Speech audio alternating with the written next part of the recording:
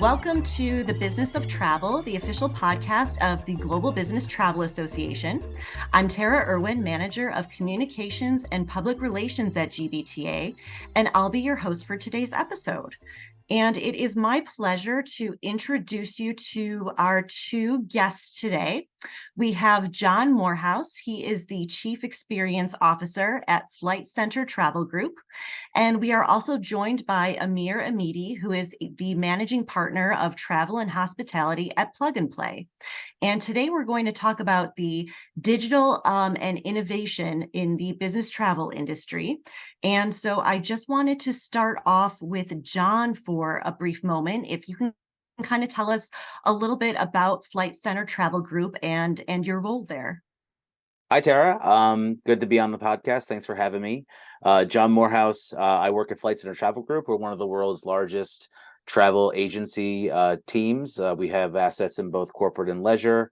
And I am responsible for all of technology, products, and services across our corporate division. So I oversee all of the future-facing innovation, all products that we go through and deliver to market, both externally to customers and internally, and all of the data science support and all the BAU needs that go with that. Fantastic. All right. Well, John, can you tell us a little bit about today, Flight Centre innovation and the digital journey? Yeah, we've been very active in this process for quite some time now. We partnered quite heavily with Amir and his team at Plug and Play around helping us source some of the new and different kinds of startups that are entering the marketplace. But from our perspective, we've been trying to adapt to some of the different innovations happening in the marketplace for years. We're constantly trying to reevaluate what's going on in the market, evaluate whether new technologies or new trends have value to our business proposition and our customer value propositions that we go to market with. We've got two brands that we go to market with in our corporate division. Our large market brand, which is FCM Travel Solutions, one of the top 5 global enterprise TMCs.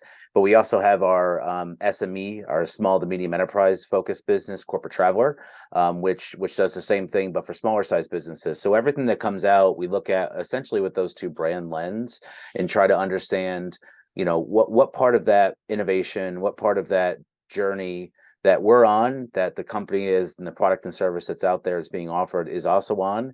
Do those two things intersect? Is there mutual value from our customers?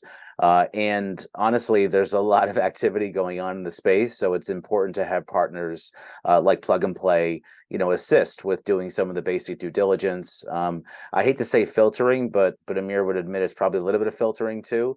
Making sure the companies that we deal with are reputable companies that actually have, credible founders, that actually have funding and investments and real product behind what they're talking about. And we really value that partnership to make sure that we're working together to help drive that journey. Awesome. Well, actually, that's a perfect segue into maybe Amir can tell us a little bit about his perspective on this topic and what he brings to the table with Plug and Play. Pleasure to be with you, Tara. And John, thank you for joining us today. So Plug and Play, we are investors in technology companies. The company was founded in 2006 in Silicon Valley. Today, we have about 45 offices around the globe. We typically invest in 200 startups a year. 100 are based in Americas. The other 100 are scattered between our satellite offices from Asia to Europe to Middle East and Africa and LATAM. And that's one side of our business, investing in startups. The other side is working with roughly 550 innovative companies like Flight Centre, and becoming an extension of their digital and innovation teams and helping folks like Flight Centre or FCM get access to technologies that could help them move the needle in one shape or form. And we do that through various channels. One is the accelerators that we run. These are stage agnostic accelerators. We run 60 of them a year. And that's across 20 different industries. Travel and hospitality is one of the industries that we're active in. The other way we introduce John and his team to innovative startups is on a one-on-one basis. So every quarter, we sit down with John and his team, and they give us an opportunity or a problem statement they're looking at where startups could move the needle. And then our ventures team consisted of about 150 venture associates globally, goes out and sources relevant technologies based on that specific problem statement or opportunity that John and his team are looking at. And then John and his team have an opportunity to meet a handful of those startups that look like they fit the bill for the project that they're pursuing. And then all the collaboration that takes place between the 550 or so corporations that we work with across 20 different industries and the startup community helps Plug and Play make better investment decisions and expand our portfolio. Meaning if we introduce a startup to John and he ends up adopting that technology or investing in that startup, if we're not investors in that startup already, then our ventures team takes a serious look at the investment opportunity in that startup. Hopefully, in the meantime, we're adding value for folks like Flight Centre or FCM. We're adding value for startups that typically have a very tough time getting their foot in the door of doing business with folks like Flight Centre and FCM, but also helping ourselves make better investment decisions by picking up signals from our corporate partners on where they're investing and the technologies they're pursuing. Wow, it sounds like a very exciting and fast-paced environment for you. Switching it back to John a little bit. John, can you tell us how you distinguish between internal versus third-party innovation projects? Yeah, I mean, it's a pretty clear distinction on our end. We have our own technology, product and services teams that do, product management, engineering, various application development, design of all the different services that we offer in both our brands. And when we're looking at disruptive trends in the marketplace, we kind of go through a bit of a process to figure out how we're going to go through and tackle them.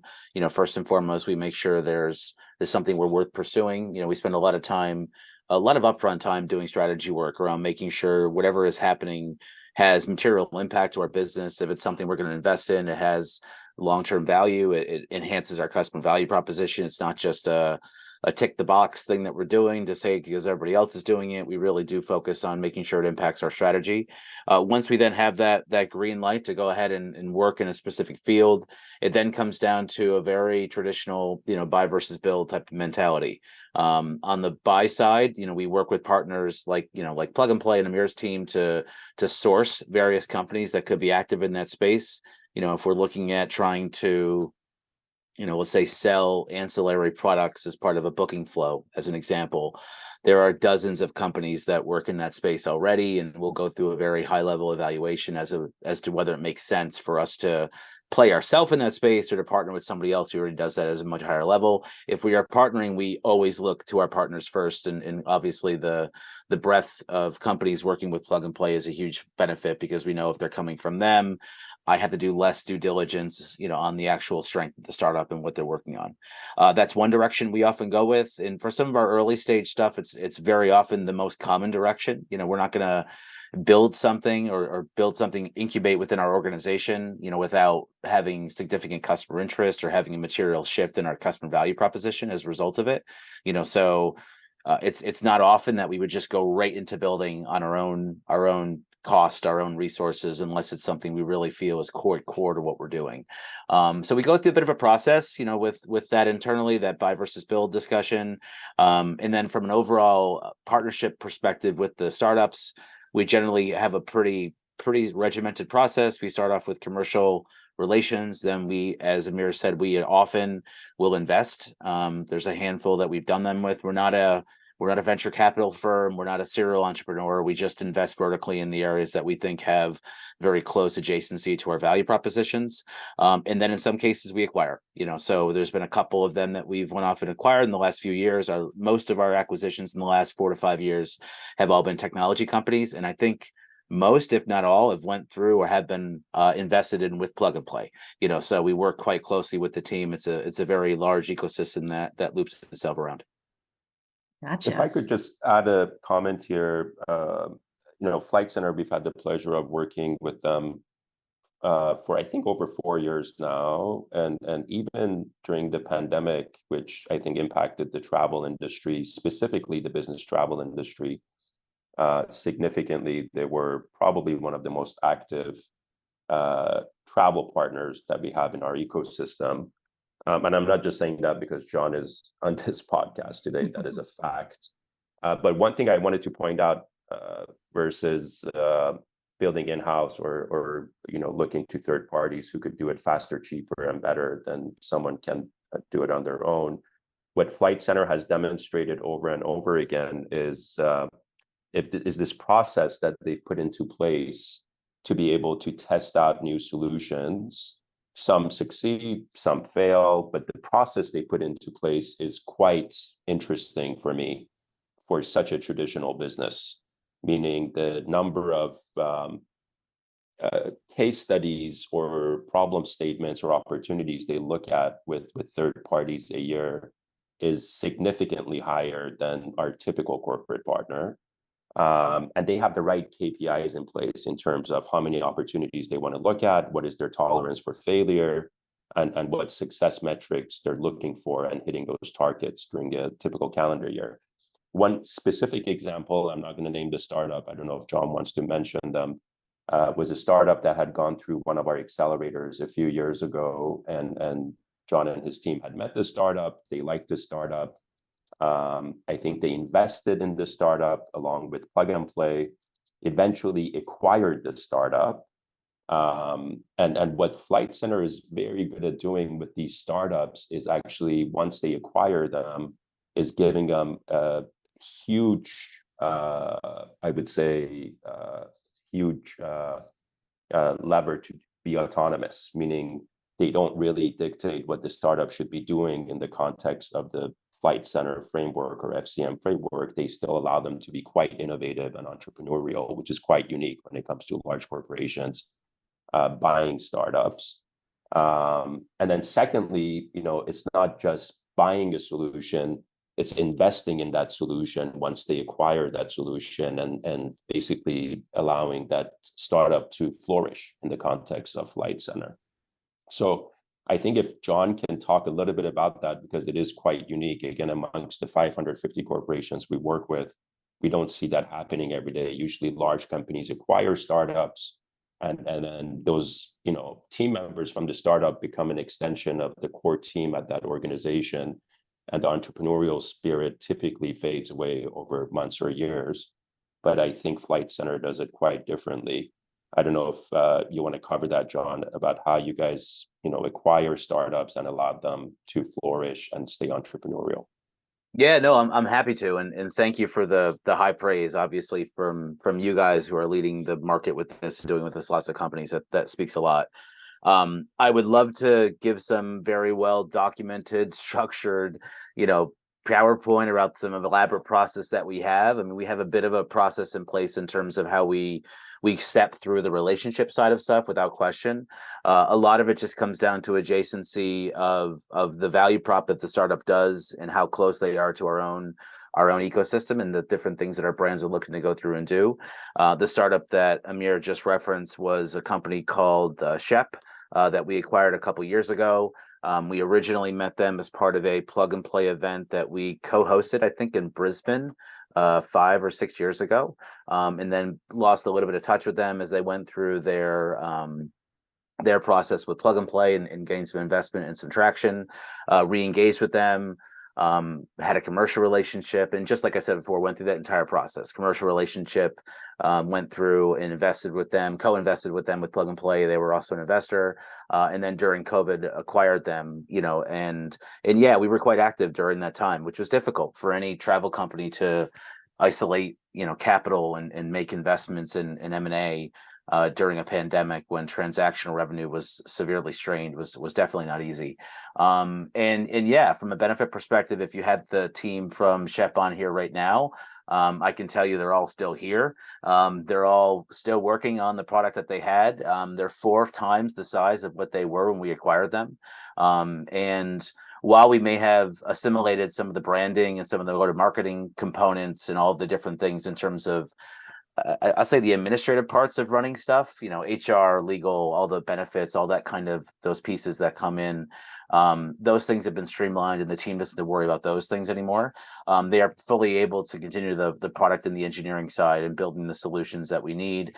They're happy because they're no longer out there actively selling themselves all the time, trying to acquire new customers, trying to constantly deviate their roadmap to win the next client who comes knocking at their door.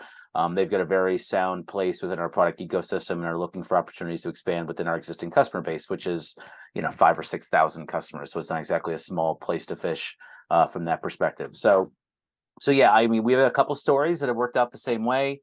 Where2, similar story, which we acquired before. UMAP, which happened in our leisure side, another one that came through a similar process a few years before that.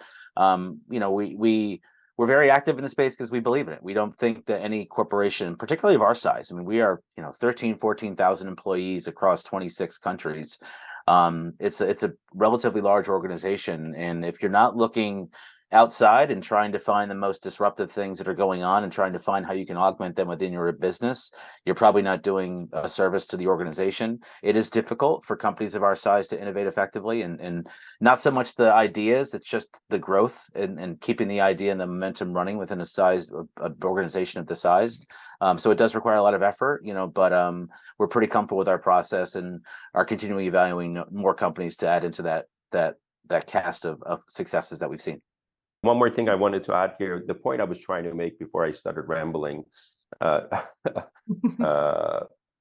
few minutes ago. So we were talking about building in-house versus buying. The point I was trying to make is that what Flight Centre is very good at doing is buying, but then actually building on top of that. And again, allowing the startup to stay entrepreneurial and keep on their roadmap while creating value for the mothership, if you will, and their customers. And that is quite unique, at least in the sandbox that we're playing in every day. Yeah, to let them have that freedom to be able to do what they do best, is really quite rare. And I was saying, before too, it's nice to hear about good experiences from the pandemic, right? Because it certainly negatively affected a lot of industries and businesses, but it sounds like that this is a success story that came out of it. So that's really inspiring for me to hear, and our listeners too. Yeah. Yeah. So, John, can you tell us a little bit about, well, first of all, what does GAI stand for? Because I'm not familiar with that term. And can you tell us what your thoughts are on the impact of GAI in the travel industry? My guess is that's generative AI, Okay. because I think everyone's got it tattooed somewhere on their body at this stage of life, given all the hoopla we've heard about it. I've spoken about this a few times. The technology industry and the world in general has to have a new innovation every 6 months, or else I guess we'd get bored with how the problems that we're trying to actively solve get solved. Generative AI is the latest one that's out there. It's very interesting and very disruptive stuff that they're doing, where we're actually being able and the ability to train data at scale and replicate, kind of experiences that look very human-like, in terms of their quality of their content and responses. So obviously we're looking at it in a couple of different ways. The team that I mentioned before, the Shep team that we've acquired, they're now our FCM extension product line. They actually released our first external generative AI based feature on their product that went live in June of this year, where we use a little bit of the ChatGPT and DALL-E technology to help automate, content creation, which is out of all the studies I've seen, McKinsey article was probably the most comprehensive. The number one place that you're seeing the use of generative AI is actually sales and marketing in content creation, and taking that stuff that you and I would sit around and write in a Word document for hours and doing that very quickly and very authentically. From my perspective, I see some applications in travel. There's a couple of things, like I just mentioned, the extension piece that we released already, in other areas within our product set where we have kind of tasks that need to be done that could be better automated through some of the generative AI technology. But if you really, sit down with me and we have an old fashioned and drink and have a talk about it, I actually think the technology is doing a far greater job of transforming our searching capabilities. If you think about how humans interact between humans and how humans interact with computers, they're very different.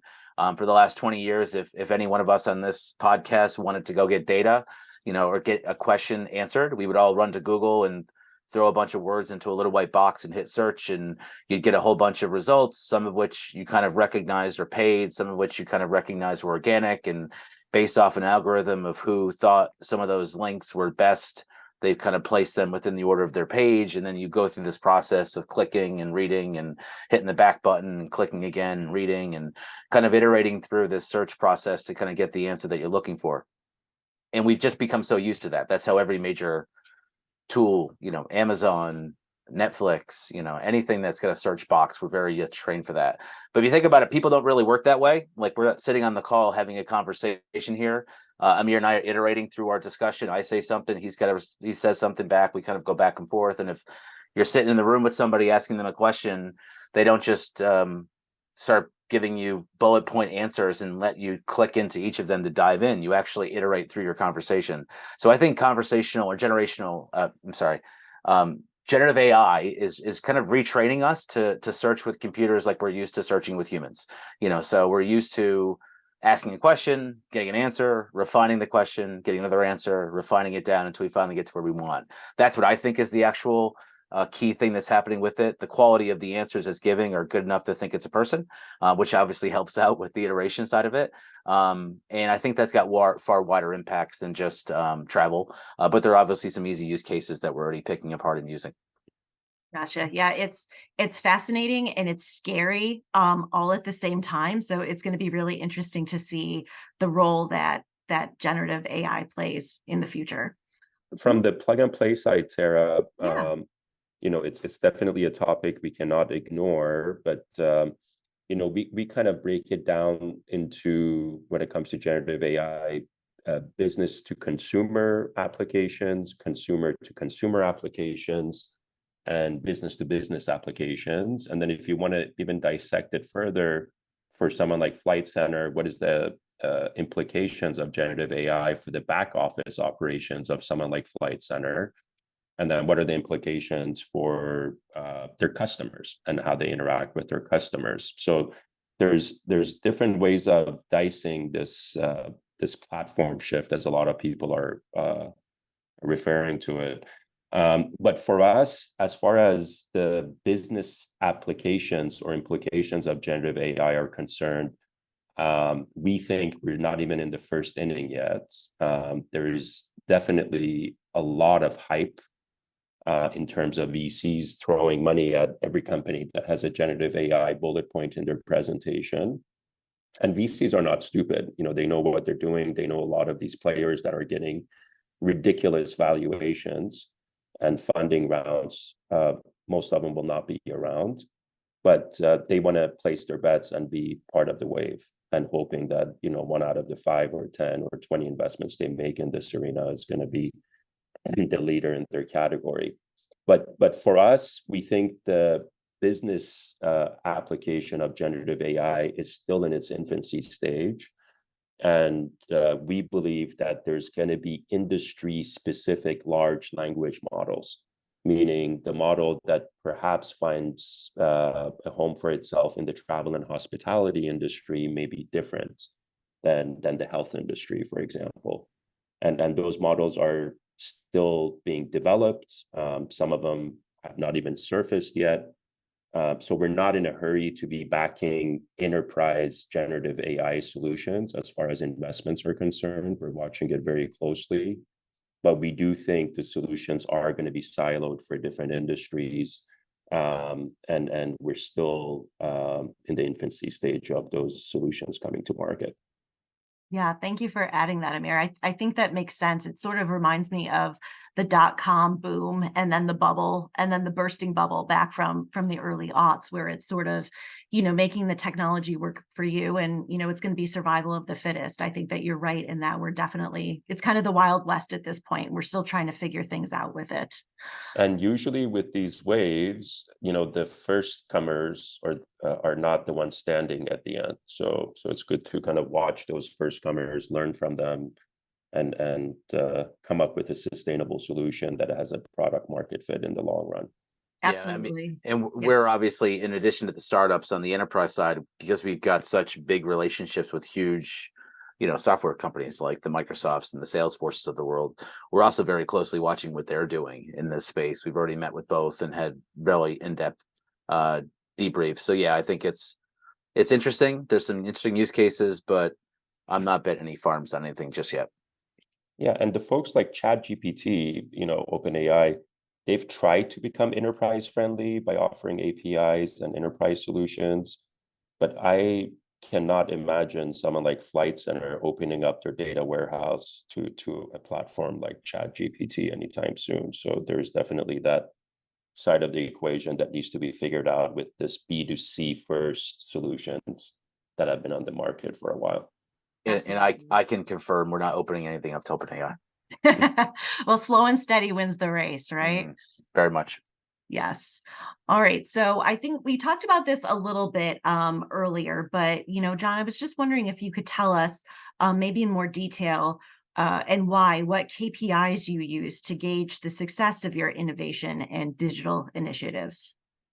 Yeah, I've spoken about this before. I mean, it's not as financial as some people would imagine. It's not like I sit around lording over a P&L spreadsheet, and when a certain number gets hit, alarm bells go off as to things being successful or a failure.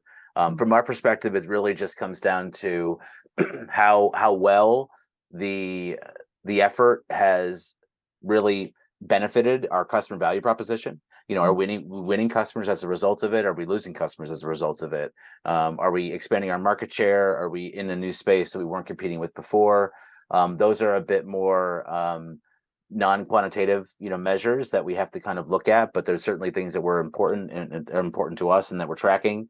We're also very much focused on the individuals. Are we retaining the people that we required? I mean, I've said this a few times before, and I'll say it again. When you do an acquisition, you're not just buying an asset, you're buying people. Assets can be rebuilt with the right people, and the right people can build assets, all the time. So we're very much wanting to make sure that we're providing a great place and a great home for the people that we bring into the organization through those kind of investments in those initiatives, is particularly the ones that require M&A. And retention of them is quite important. If you acquire a company and then half the people leave, a month later, I'm not sure exactly what you were buying at that point in time. But yeah, I mean, KPIs, obviously there's some cost metrics we're looking to achieve. There's some direct benefits depending on some of the more tangible internal initiatives that we have that we look at. But for me, it's not just that. It's the whole picture. It's how you're actually improving the customer experience, how you're retaining the people you brought into the organization, how you're adhering to those financial metrics. It's all of them, and I can give you a gut feel as to how well how successful they've been or not been, just depending on those things all boiled up. We do track them a bit more specifically than the gut feel, but from our perspective, it's the collaboration of all those things together. It sounds like it is the perfect combination of art and science. Amir, is there anything you wanted to add to that? Yeah, absolutely. So I think what John has been able to do at FCM or Flight Center Travel Group quite well. Again, I'm comparing this to all the different corporations that we work with. Number one, he's been able to actually get buy-in at the board level for their innovation and digital ambitions. And we're big believers, unless the board and C-suites are not committed to becoming more digitally oriented or becoming more innovative minded, it's extremely hard for an organization to move in that direction. And I think John has done an incredible job of building trust at the board level as well as the C-suite level.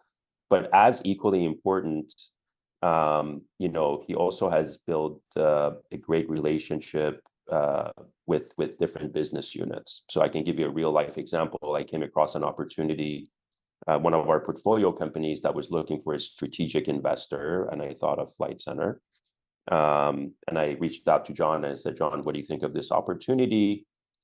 Within 48 hours, John had reached out to a few folks. I don't even know which business unit it was, but he reached out to a few other folks, and he got the signal he needed. I'm not going to say whether they pursued that opportunity or not, but he was able to reach out to folks that actually had a stake in this investment, and get direct feedback, and then got back to us and told us yay or nay. So again, I think what John does really, really well, this wasn't something that happened overnight. I'm sure he can talk to this, how long it took, and it's still an uphill battle, I'm sure, maybe at the board level or C-suite level or even BUs, but he's been able to infiltrate the Flight Center Travel Group or FCM group from different angles to bring innovation and digitalization on top of mind. And that has worked really, really well for the partnership they have with us. Fantastic. That's some pretty high praise there, John. Yeah, I know. I'm blushing. Fortunately, it's a podcast, so you can't see it. So yeah, I mean, I think it's a function of I've been in the organization for quite some time now. You know, I'm coming up on 16, 17 years, something like that. You're at an organization of this size, you get to know a lot of people over time. So obviously I can go right to the right people and get the answers that I need, either to move forward or to not move forward. And honestly, as Amir can tell you, sometimes these startups just need one or the other. In some cases, they're even happy with a not move forward because it means they can go focus on somebody else who may be a better fit for them. And a lot of companies sometimes aren't as willing to pull the Band-Aid. They'll just let it slowly peel off over months and months, which is quite frustrating.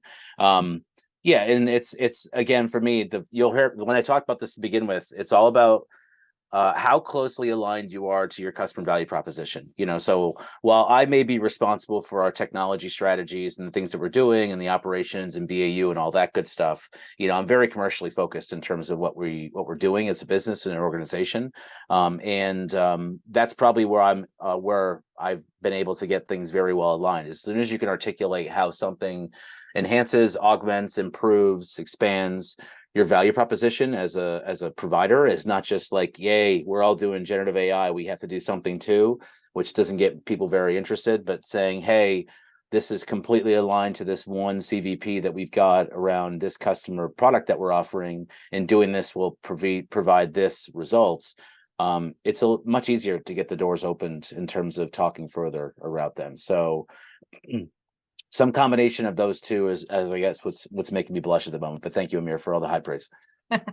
Well, that's fantastic. So I guess we're nearing to the end of our podcast, but I just wanted to know, John, and again, you touched upon this briefly earlier, but if you wanted to go into more detail, or maybe something else comes to mind about some startup success stories within Flight Center and your digital ambitions. I mean, I've talked about a couple on the call already, and I mean, I could go through similar stories with a few more if we had to. I would instead just encourage everybody in the startup community who's listening to this, and I'm sure there are several, you know, to just be diligent. You know, it's working with large organizations is not always the easiest. You have complexity, different levels, different structures, different people. To get a success story where things work, it's around being true to who you are and what you're looking to go through and do, looking at your customer problems through the eyes of the organization you're talking to. And the big thing I would keep on saying is don't be stuck on your own idea or your own problem per se. Most of the success stories that I have that I could go through and speak to, a couple of the ones I've already talked to on the call, you know, we are using the technology in probably a slightly different way than the startup intended when they went to market with it. You know, so I think that nimbleness, the ability to be able to pivot in the right way for the right thing at the right time is really important. And to get those success stories, you have to be very persistent with driving that kind of thought process and engagement, you know, through the entire ecosystem. So yeah, we've talked about several of them so far, like I said, but I think for me, it's more around how do you create a process for success stories to happen, not just the one-off ones that could happen, you know, opportunistically. It's around making sure the signal's there to go through and do it consistently. Right, making sure it's a good fit as well. Amir, is there anything you wanted to add to that? No, I would say, you know, not every startup is meant to be acquired by a larger company or get investment from a larger company. So it's really good to know what the entrepreneurs, you know, what your ambitions are if you're a startup. You know, are you looking to build a lifestyle business? Are you building something to be acquired? Are you building something you know, to, you know, take to the public markets or reach a unicorn status? So I think it's really good to know what your personal goals are for your startup, and also realize the potential of that startup. Meaning, some people read these motivational books and they think if they stick with it and they hustle and they work 18 hours a day, eventually their startup will become a unicorn. I can tell you, working 18 hours a day is a great start, and being smart is a great start, and surrounding yourself by very smart people is a good start, but that is not the formula for building a unicorn every single time. So really knowing what the full potential of your company is, knowing what the limitations are, the market, conditions, and the competitive landscape, and really knowing where you want to be a year from now, 2 years from now, 5 years from now, and planning accordingly. So, the great examples we shared today, as far as a larger company like Flight Center or FCM acquiring or investing in the startup community, are one example. But for the startup community, there's a million ways to go about it to build a successful business. And a successful business for me may be a very different formula than a successful business for an entrepreneur, depending on what their life goals and ambitions are. So take this podcast as one example of how things have worked, but there's many different ways of dicing the onion. Gotcha. That's definitely good advice. And it seems like it's a balancing act too, to know when you should stay true to your business and your brand. And when John mentioned, it's better to maybe pivot it a little bit and kind of think of it in a different way. So sounds like there's a little bit of skill, a little bit of luck, and just like you said, there's different paths that everyone can take to their road to success, and success might not look the way that you thought it would at the beginning. So that's also something to keep in mind as well. I can promise you, most first-time unicorn founders, if you ask them once their startup reached the unicorn status, if you had to predict what the roadmap would look like on day one, 90% of their experience would be very different than what they imagined. So, what John said, being open and pivoting and listening to market signals, it's actually the norm. It's not the exception. What you start out with and where you end up are usually very different things as you go through the cycles of a startup ecosystem.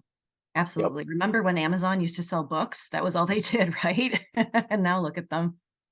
Or when Netflix used to just ship you DVDs and their number one supplier was the Postal Service. That's right. They just, by the way, they just stopped that recently. Yeah, it's crazy when you think about it, and the real skill is not in spotting what the trend is. It, like, you get the crystal ball and read the tea leaves all you want, you'll probably get that wrong. The real skill is in that balancing act, and how do you manage all these things happening and then take them in the right way and find a way to make them and make your business benefit from them, and just be mindful that it's ongoing. It's never going to stop. There's one thing today, there's something else in 6 months, or something else 3 months after that.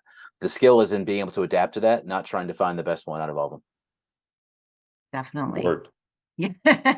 Well, that sounds like a great way to end our podcast. John, Amir, it has been a pleasure speaking with you both. I am definitely walking away from this knowing more than what I started. So we really appreciate the two of you taking the time to speak with us and our listeners today. And I just wanted to invite all of our listeners to go on to our website at gbta.org to find out more about our other podcasts and topics. But John, Amir, thank you so much for joining us. It was a pleasure having you. And you have been listening to The Business of Travel, the official podcast of the Global Business Travel Association. As I said before, for more information about GBTA and its work, visit gbta.org, and be sure to rate and review us wherever you get your podcasts. Until next time, thank you for listening.